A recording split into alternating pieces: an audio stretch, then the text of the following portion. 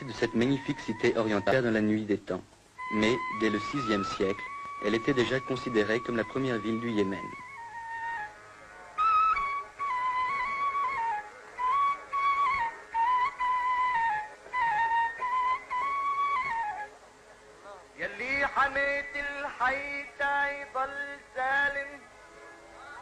Proclamée le 26 septembre 1962, la République, dont on voit ici le palais présidentiel, la confirme dans son rôle de capitale de l'Arabie heureuse.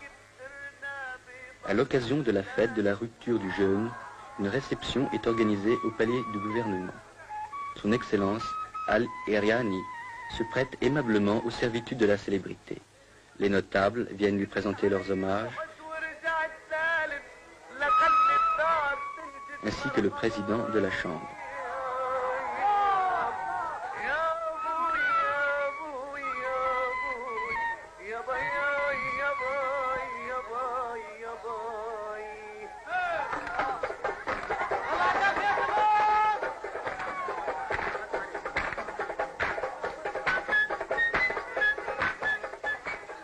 Le matin de cette journée de fête, les fidèles se sont rendus aux différentes mosquées de la ville, particulièrement à Mashhad, lieu de prière en plein air. Par groupe, plus ou moins importants, ils effectuent la prière publique sous la direction d'un imam.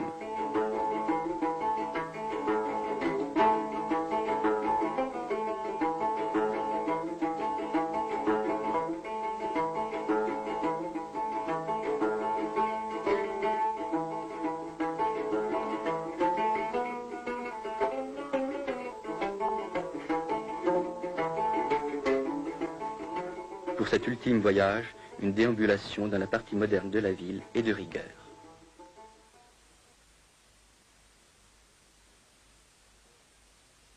La magnifique porte du Yémen, orgueil de Sanaa, permet d'accéder directement au marché où sont vendus les différents produits d'un pays essentiellement agricole.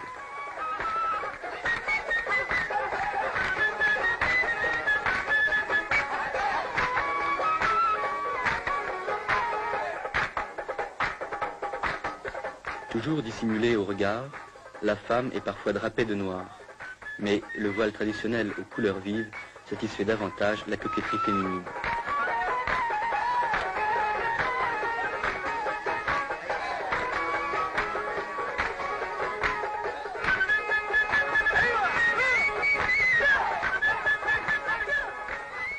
L'artisan yéménite travaille selon des méthodes ancestrales mais efficaces. Ces plats sont taillés d'une seule pièce dans la pierre tendre.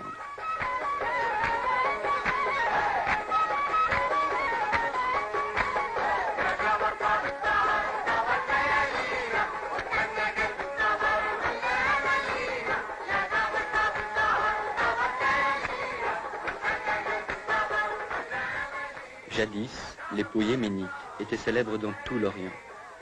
Trempée dans différentes cuves, la peau est lavée, nettoyée, tannée et lustrée. Ces différentes opérations sont effectuées en plein air, tant l'odeur qui se dégage des bains est suffocante.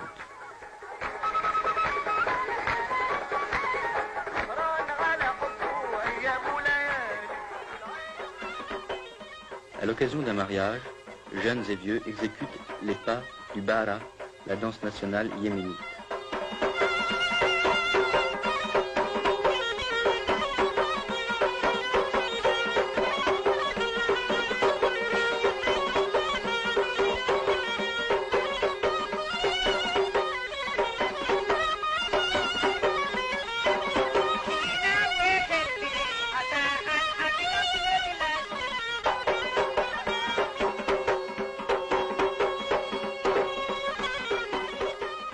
Étrange alliance de l'art et du sacré, les danseurs exécutent leurs pas à l'ombre du tombeau d'un ingénieur chinois décédé au service du Yémen.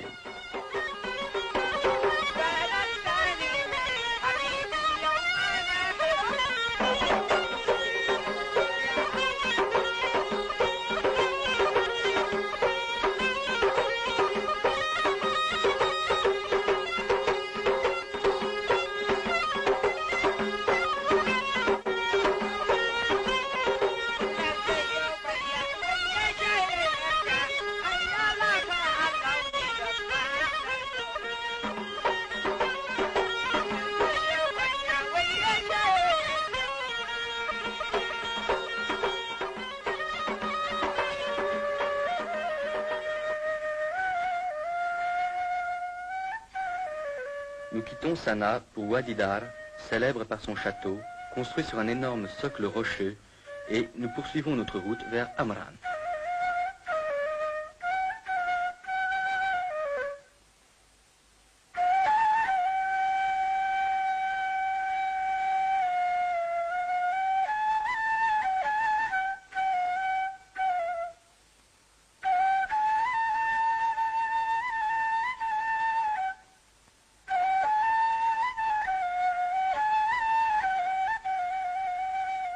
Amran, gros bourg fortifié, garde encore ses anciens remparts en terre séchée.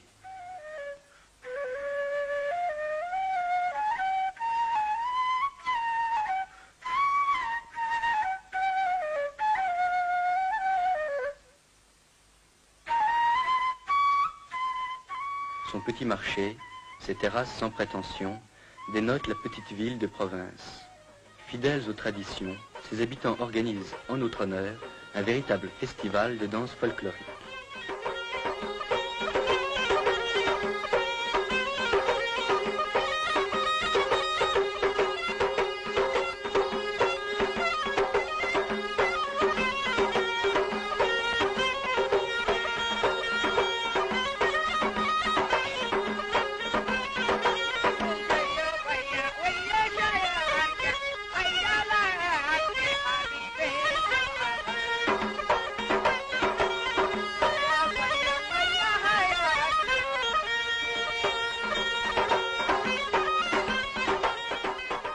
Les danseurs brandissent leur redoutable yambia, enroulent une serviette autour du bras gauche en guise de bouclier et exécutent un pas guerrier.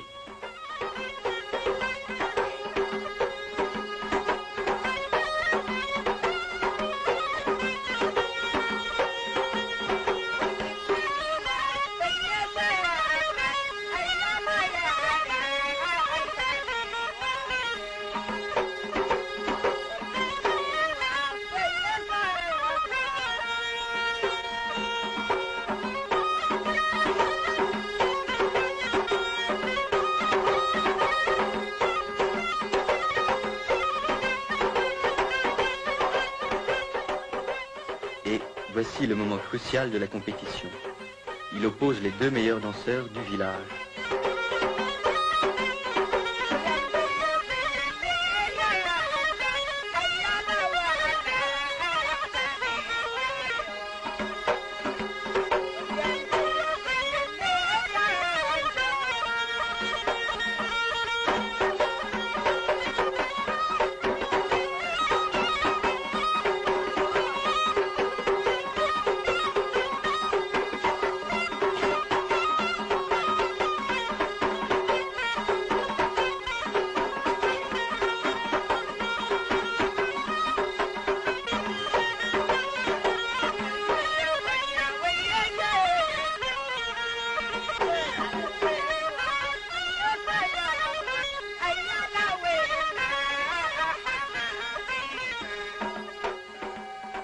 De Amran, nous nous dirigeons vers Kamr, centre vital de la célèbre confédération des Hachides.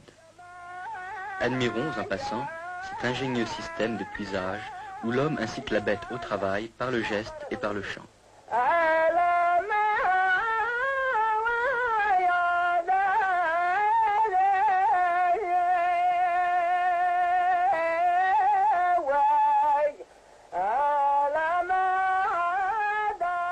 Non loin de la ville, dans une ferme isolée, vivent les tisserands. Ils appartiennent en effet à la catégorie humble de la population. Le tissage est une activité essentiellement masculine.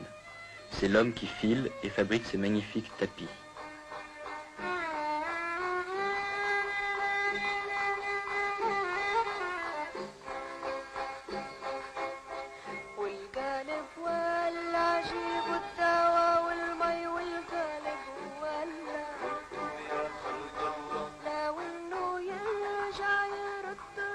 La femme lui prête sporadiquement son concours, car elle est avant tout la gardienne du foyer.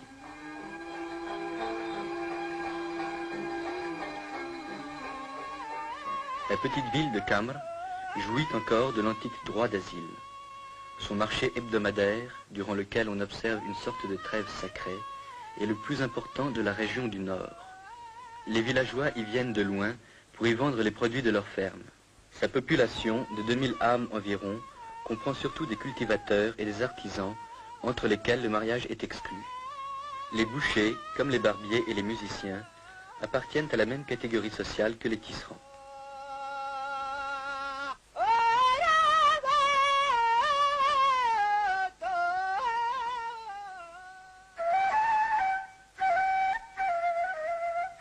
Notre voyage à Zafar n'est pas de tout repos.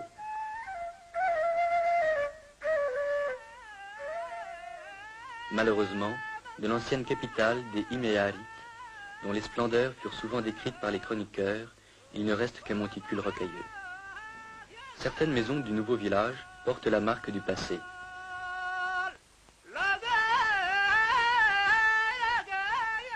Ces citernes, vieilles de 2000 ans, sont toujours en service.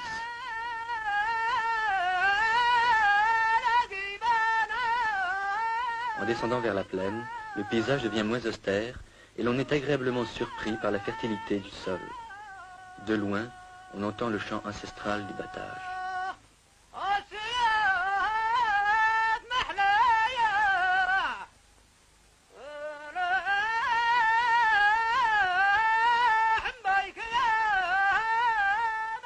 Dans cette société paysanne, la femme travaille autant que l'homme, sinon plus que lui. Gardienne du foyer et fermière accomplie, elle aide son mari dans les travaux des champs, s'occupe des animaux domestiques et assure les besoins en eau de la maison. Nous dirigeons nos pas vers Haz, où, comme de coutume, nous sommes accueillis par la musique.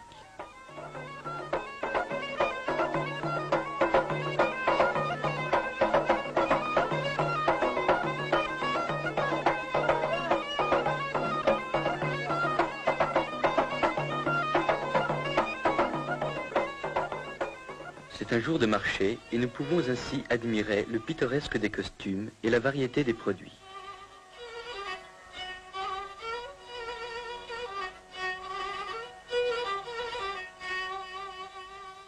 Chaque marché a son daoshan, serviteur du clan et crieur public, appartenant à la catégorie sociale la plus humble de la population.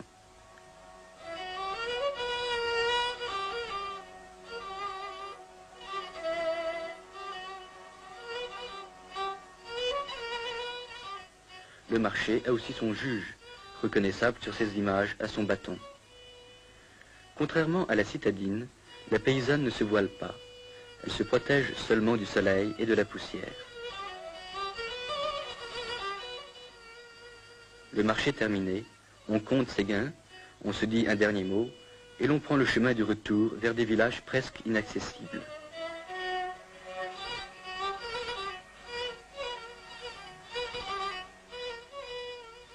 Instinct de défense, car c'est de la plaine qu'on tire ses moyens de subsistance. À la fin de notre visite, nous assistons à un grandiose spectacle de danse.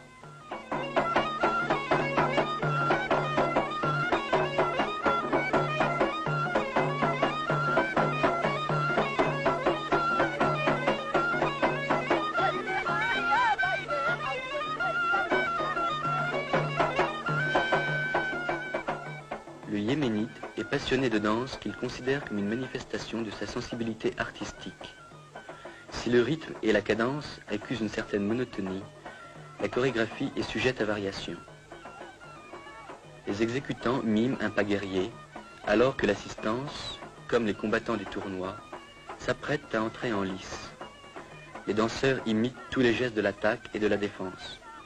Avancent, reculent, frappent et sautent. Ils miment aussi l'attitude du vaincu qui marche presque sur les genoux pour implorer sa grâce au vainqueur.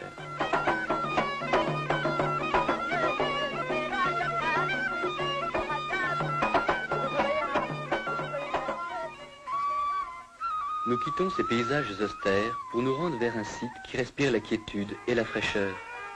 C'est la région la plus fertile de l'Arabie heureuse, dominée par la riante Djibla. Aucune autre ville du Yémen ne lui est comparable, tant son charme est grand. Notre courte visite ne nous permet pas d'admirer toutes les beautés de cette cité qui fut jadis la capitale de la reine Arwa.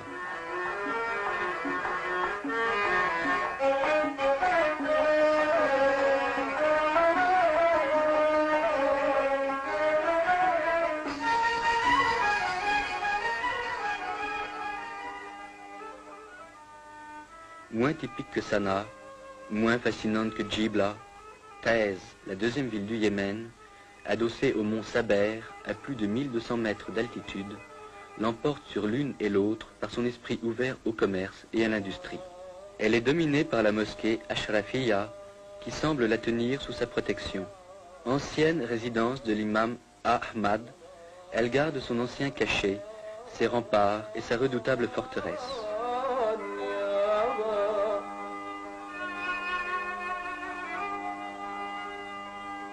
Le palais de Salah vibre encore au souvenir de l'ancien souverain. Il en porte aussi la marque. À l'intérieur de ses murs sont gardés les lions du roi, descendants du couple offert jadis par le Négus.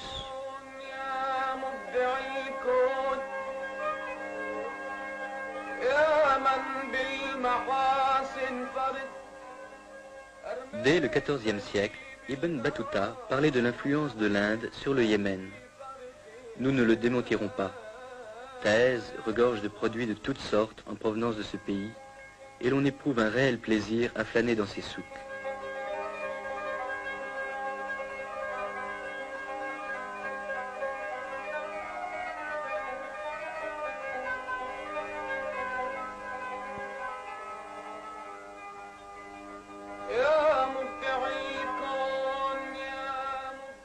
Un dernier coup d'œil et un regard nostalgique vers ces horizons lointains du pays de la reine de Saba.